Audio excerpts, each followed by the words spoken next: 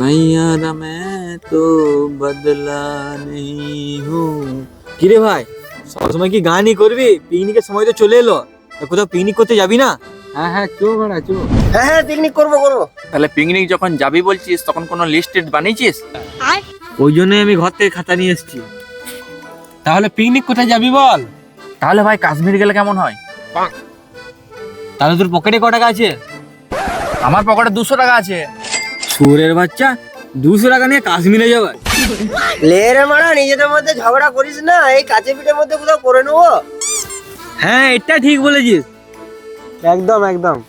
তাহলে দেখ ভাই, পিকনিকের মেনু হচ্ছে ভাত, আলু ভাজা, বেগুন ভাজা আর মুরগির মাংস। এইসব মুরগি মাংস করলে মারা আমি খাবো নি, খাসির মাংস করতে হবে।